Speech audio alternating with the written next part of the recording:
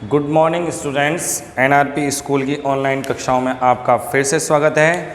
8th class आपका lecture number first संसाधन ये चल रहा था। लेसन नंबर फर्स्ट, इसका लेक्चर नंबर फर्स्ट कंप्लीट हो गया था, जिसमें हमने संसाधन की परिभाषा, संसाधन बनने की प्रक्रिया और उसके उदाहरणों को स्पष्ट किया था। हम लेक्चर नंबर 2 की बात करेंगे। इसमें थोड़े से इनके प्रकारों के विषय में बात की जाएगी। तो उससे पहले सबसे पहले स्टूडेंट्स, हम जो आपने लेक्चर नंबर फर्स्ट पढ़ा है तो उसको आपने थोड़ा सा लर्न किया होगा, याद भी किया होगा और अपनी कॉपी में नोट भी किया होगा। तो इसलिए आप स्टूडेंट्स मुझे एक कक्षा मूल्यांकन देकर दिखाइए। कक्षा मूल्यांकन के लिए मैं आपको बता देता हूँ, मैं आपको एक क्वेश्चन दे रहा हूँ जिसे आप बोर्ड से नोट कर लीजिए, ठीक है। और क्वेश्चन को नोट करने के बाद आप लोग अपने वीडियो को 2 मिनट के लिए पॉज कर दोगे और पॉज करने के 2 मिनट के बाद जब आपका आंसर अपनी कॉपी में, फेयर कॉपी में या रफ कॉपी में आप लिख लोगे। लिखने के पश्चात 2 मिनट बाद अब जब आप अपने वीडियो को ऑन करोगे तो आपको स्क्रीन पर वीडियो का आंसर मिल जाएगा, उससे मैच कीजिएगा और उसमें अंक डाल लीजिएगा, ठीक है। जहाँ गलती हो वहाँ गोला कीजिएगा और नेक्स्ट में गलती ना हो ऐसा हमें कार्य करना है, ठीक है स्टूडेंट। तो क्वेश्चन सुनिए, आपका संसाधन की परिभाषा बताइए। संसाधन की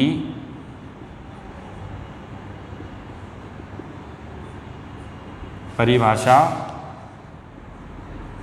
बताएं, ठीक है। यह आपका क्वेश्चन है, इसका आंसर लिखिए। वीडियो को पॉज कर दीजिए आप लोग।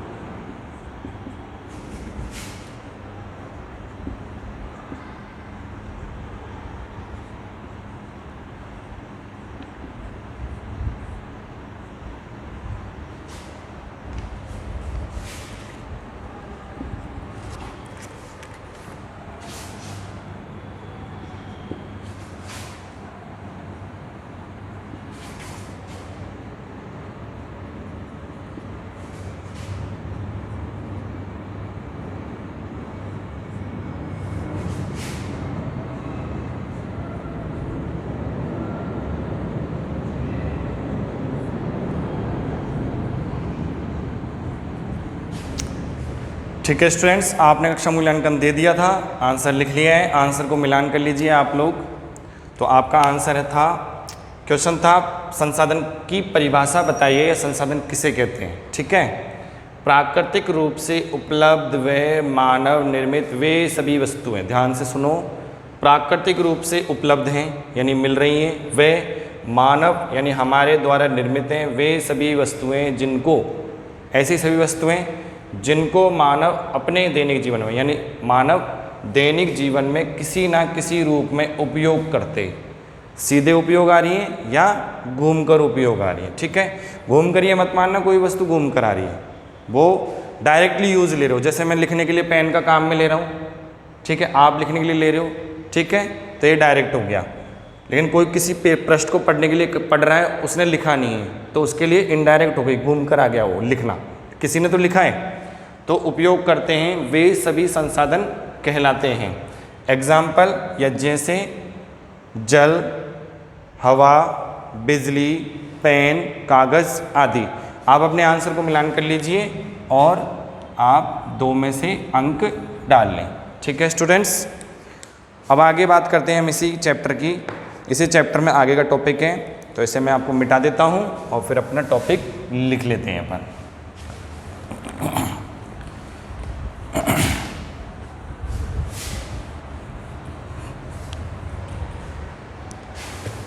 तो देखिए संसाधनों के प्रकार, टॉपिक है आपका संसाधनों के प्रकार।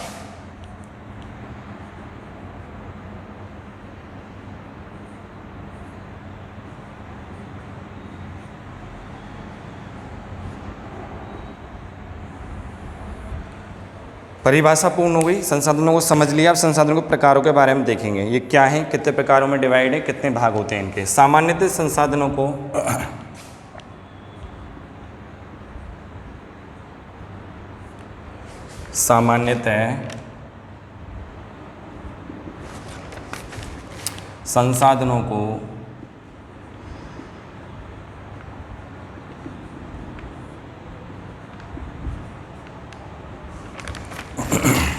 प्राकृतिक,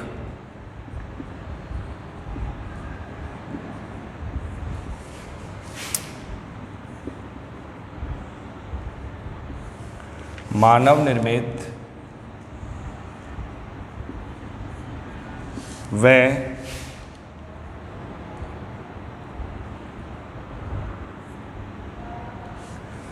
मानव में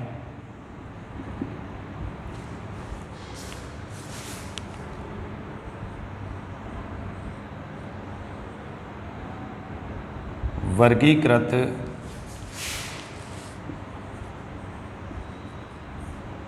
किया गया है।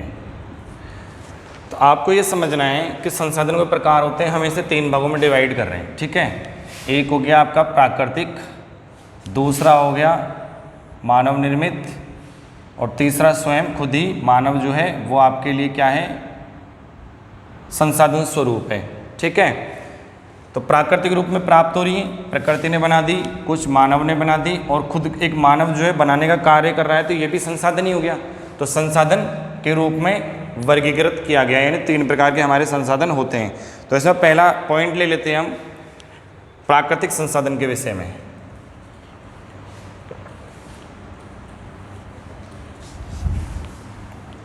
देखिए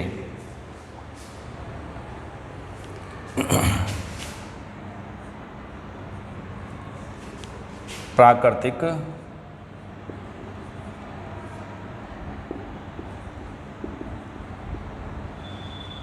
संसाधन, तो थोड़ा सा इसके बारे में बता देता हूँ आपको।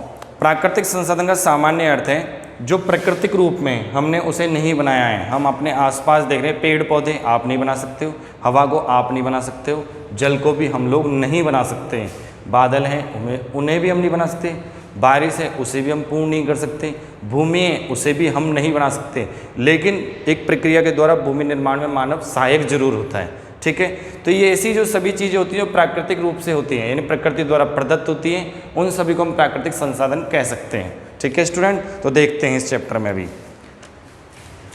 प्राकृतिक संसाधन। जो संसाधन प्रकृति से प्राप्त होते हैं,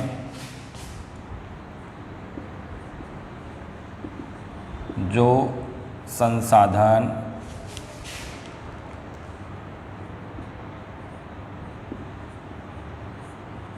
प्रकृति से प्राप्त होते हैं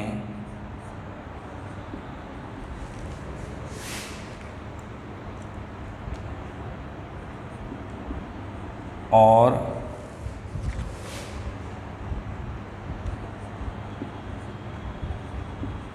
अधिक संशोधन के बिना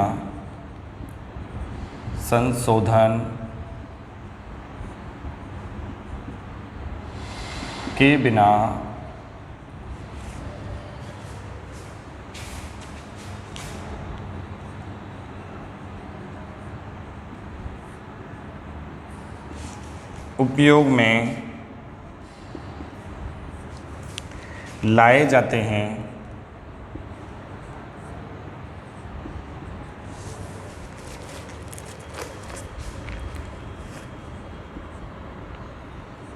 वे प्राकृतिक संसाधन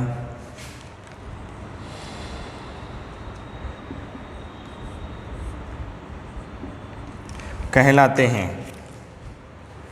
जैसे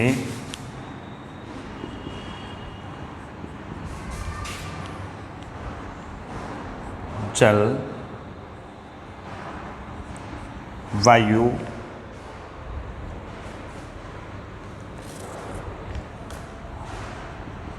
आदि। जल का उपयोग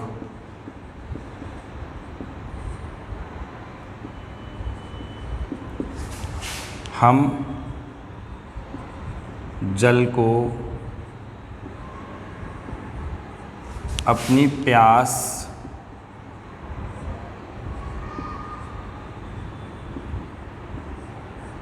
बुझाने के लिए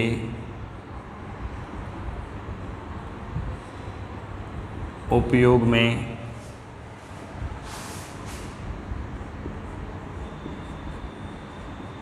लेते हैं और वायु का उपयोग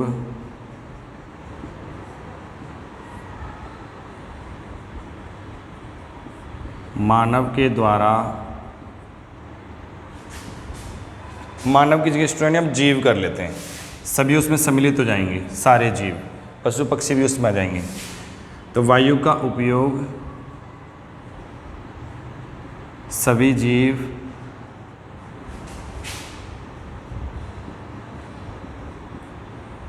अपनी श्वसन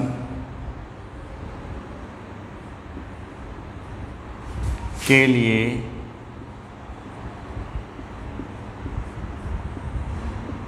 करते हैं। ठीक है स्टूडेंट, आगे देखो, ये सभी प्राकृतिक रूप से मानव को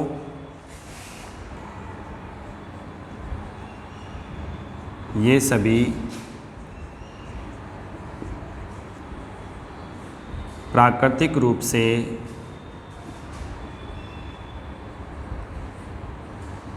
मानव को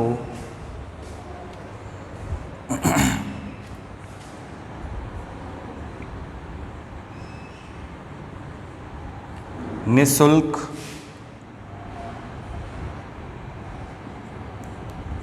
उपहार स्वरूप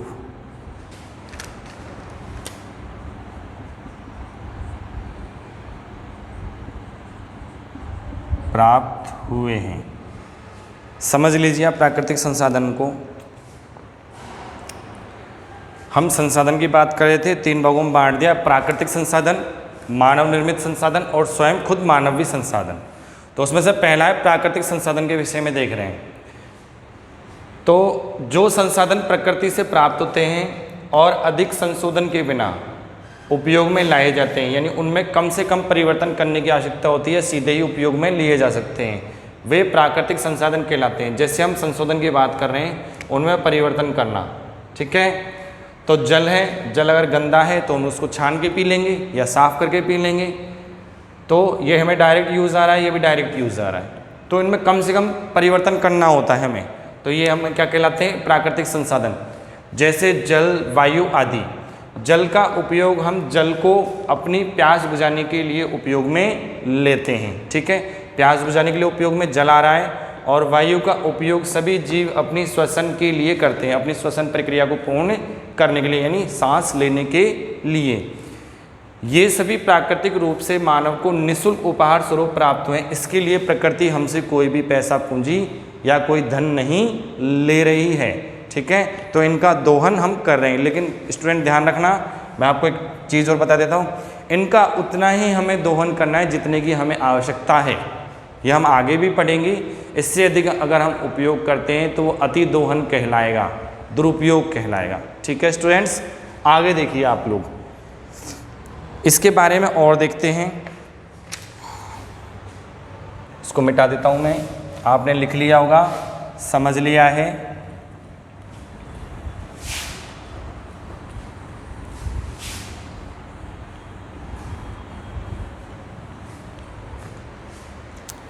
तो देखें,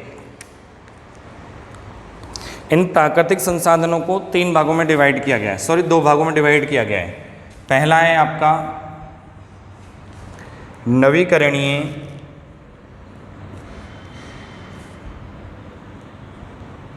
नवीकरणीय और दूसरा है आपका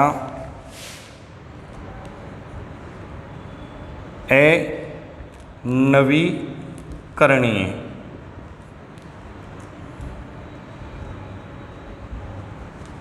संसाधन, ठीक है। तो इसमें हम पहला देखते हैं नवीकरणीय के बारे में।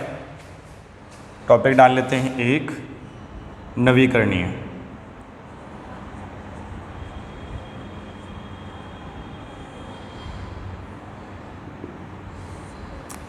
पहले समझ लेते हैं, ये वे संसाधन होते हैं जिनका एक बार हम अपने जीवन में उपयोग कर लेते हैं तो कुछ समय के पश्चात ये हमें दोबारा से उसी रूप में या थोड़े परिवर्तित रूप में प्राप्त हो जाते हैं। तो इन्हें हम कहते हैं नवीकरणीय संसाधन। जैसे हम अपने श्वसन के लिए, आप लोग बैठे हुए हो टेबल के ऊपर और मैं आपको बोर्ड के ऊपर पढ़ा रहा हूँ, तो अभी मैं श्वसन के लिए हवा का यूज़ ले रहा हूँ, लेकिन थोड़े समय बाद वापस वो उतने ही रूप में हमें प्राप्त हो जाएगी। हो रही है नहीं हो रही है? सूर्य का प्रकाश सुबह मॉर्निंग से लेके शाम को, जब तक सूर्य अपनी ढलान पर होता है, छुपता है, तब तक हम उसका प्रकाश यूज़ में लेते हैं, लेकिन नेक्स्ट डे वापस उतना ही हमें प्राप्त हो जाता है। तो ये होते हैं नवीकरणीय। आगे समझ में आपको? तो देखिए, नवीकरणीय संसाधन,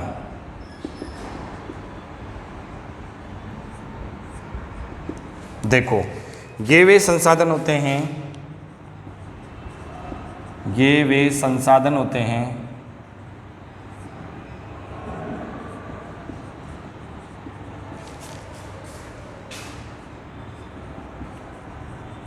जो कि शीघ्रता से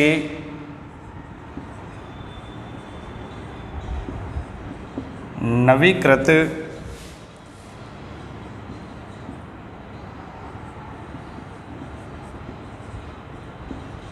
हो जाते हैं या उन्हें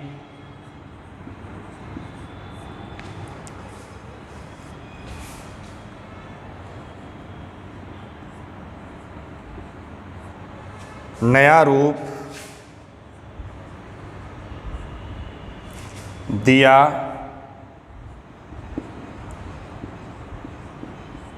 सकता है। इन संसाधनों को एक बार उपयोग में, इन संसाधनों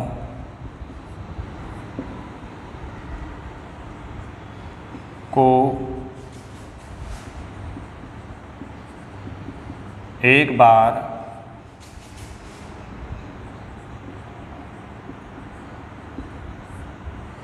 उपयोग में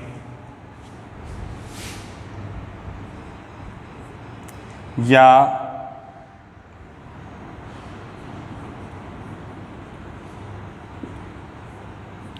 उपभोग करने पर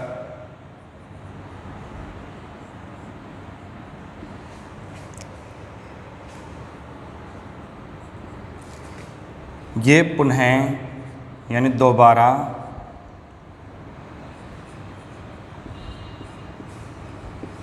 उसी रूप में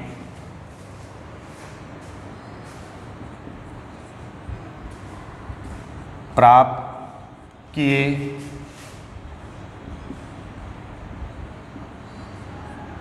जा सकते हैं।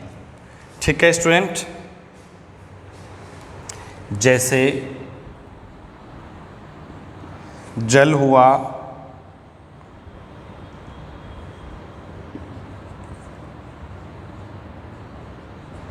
सौर ऊर्जा, व पवन ऊर्जा। ठीक है स्टूडेंट, ध्यान से समझो। जल का हमने उपयोग कर लिया, हमने जल को पी लिया, उत्सर्जन के द्वारा और पसीनों के द्वारा या इत्यादि अन्य क्रियाओं के द्वारा जल वापस से भूमि में जा रहा है या भूमि के ऊपर बह रहा है। कुछ समय पश्चात जलीय चक्रण के माध्यम से, यानी भूमि से जल नदी नालों के द्वारा आपके समुद्र में जा रहा है, वाष्पन हो रहा है, वाष्पन से भाप बन रही है, भाप से बादल बन रहे हैं, बादल के वापस जमीन पे वर्षा के रूप में आ रहा है, प्राप्त हो रहा है हमें, तो उसी रूप में प्राप्त हो जाता है। सौर ऊर्जा एक दिन पश्चात दोबारा उतनी ही प्राप्त की जा सकती है। पवन ऊर्जा, हमने एक टरबाइन को इस जगह पे घुमाया, यहाँ से हवा चली गई, ये घूम गया, हमने विद्युत प्राप्त कर ली, आगे गई, दोबारा घूम गया अगले वाला, तो हवा को हम रोक ही नहीं पा रहे, लेकिन हम अपने यूज़ में तो ले रहे हैं, एक जगह उसको इकट्ठा नहीं कर सकते ना। तो इस प्रकार से कहा जाता है कि ये उसी रूप में हमें दोबारा से प्राप्त हो जाती हैं, तो इन्हें हम कहते हैं नवीकरणीय संसाधन। ठीक है स्टूडेंट, समझ गए आप लोग, देख लिए आपने। अब अपन दूसरा इसमें देखेंगे अनवीकरणीय संसाधन के विषय में। ये इसके विपरीत होता है। कैसे विपरीत होता है? नवीकरणीय संसाधन एक बार यूज ले लिया, एक बार काम में, उपभोग में, उपयोग में हमने ले लिया, तो उससे हम दोबारा से प्राप्त कर सकते हैं, वैसा का वैसा मिल जाएगा या थोड़ा रूप परिवर्तित हो जाता है उसका। ठीक है, लेकिन अनवीकरणीय को एक बार उपयोग में लेने पर हम दोबारा से प्राप्त नहीं कर सकते हैं। उसे प्राप्त करने के लिए हमें हजारों वर्षों का समय इंतजार करना पड़ेगा। जिस प्रकार से उदाहरण के रूप में मैं ये कहता हूँ, आप जिस स्कूटर या स्कूटी या मोटर बाइक या कार इत्यादि में बैठ के सफ़र करते हो अकेले अपने मम्मी पापा के साथ, तो उसमें हम पेट्रोलियम पदार्थ यानी पेट्रोल का यूज़ लेते हैं या उपयोग में लेते हैं। वो जल गया, धुआं बन के उड़ गया, क्या आप उसको वापस से उसमें भर सकते हो? नहीं ना। तो इस प्रकार की कुछ चीज़ें होती हैं या संसाधन होते हैं जो अनवीकरणीय है, ठीक है, वापस से प्राप्त नहीं किए जा सकते, तो वही है अनवीकरणीय संसाधन। तो इनके विषय में देखो आप लोग, तो अनवीकरणीय संसाधनों के विषय में, ठीक है, ये वे संसाधन हैं, ये वे संसाधन हैं जिनका भंडार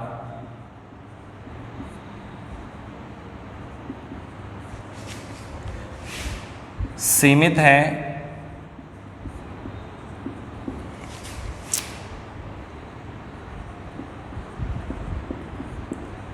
भंडार के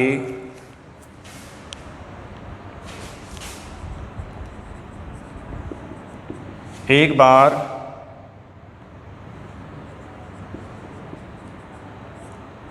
समाप्त होने पर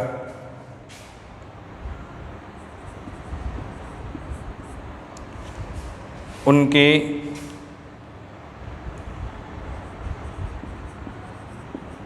नवीकृत अथवा भंडार पुनः पूरित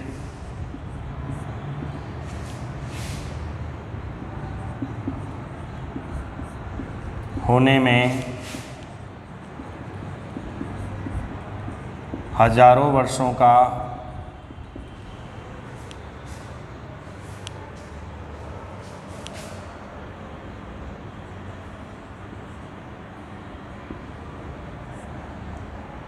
समय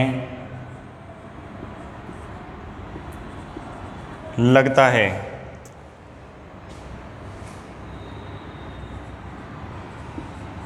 इन्हें अनवीकरणीय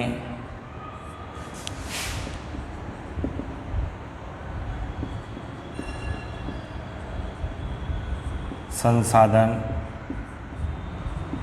कहते हैं। जैसे कोयला एक बार काम में ले लिया, राख बन गई, दोबारा कोयला नहीं बना सकते, ठीक है। पेट्रोलियम आपको बताया था, एक बार काम में ले लिया, धुआं बन गया, उसके बाद दोबारा हम गाड़ी में नहीं डाल सकते। तथा प्राकृतिक गैस, तथा प्राकृतिक गैस हमारे घर में घरेलू सिलेंडरों में काम में आने वाली एलपीजी गैस उसे हम एक बार उपयोग में ले रहे हैं तो जलने के बाद दोबारा भर सकते हो क्या? नहीं ना, तो वो भी अपने अनवीकरणीय संसाधन की उदाहरण में आती है। ठीक है स्टूडेंट, दोबारा समझा देता हूँ। अनवीकरणीय संसाधन ये वे संसाधन हैं या संसाधन जिनका भंडार सीमित है, एक निर्धारित मात्रा में है। भंडार के एक बार समाप्त होने पर उनके नवीकृत अथवा यानी नया रूप अथवा भंडार पुनः पूरित होने पर वैसे के वैसे पूरित होने में हजारों वर्षों का समय लगता है। इन्हें अनवीकरणीय संसाधन कहते हैं। एग्जाम्पल के तौर पर कोयला, पेट्रोलियम तथा प्राकृतिक गैस इसके उदाहरण माने जाते हैं। यह हैं। स्टूडेंट, आपका लेक्चर नंबर 2 कंप्लीट होता है। मुझे उम्मीद है आप लोगों ने ये लेक्चर अच्छे से सुना है और देखा है और आपको अच्छे से समझ में भी आया होगा। ठीक है, तो मैं इसके 2 क्वेश्चन दे रहा हूँ होमवर्क के लिए, वो आपको नोटबुक में करने हैं और जब आप विद्यालय ओपन होंगे तो मुझे कॉपी दिखाएंगे, मैं क्वेश्चनों को चेक करूँगा। SW क्वेश्चन नंबर 1 है आपके लिए। संसाधनों को कितने भागों में बांटा गया है? संसाधनों को कितने भागों में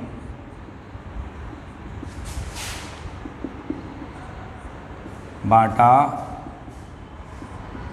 गया है, नाम बताएं। क्वेश्चन 2 है आपका, नवीकरणीय संसाधन के उदाहरण बताइए। नवीकरणीय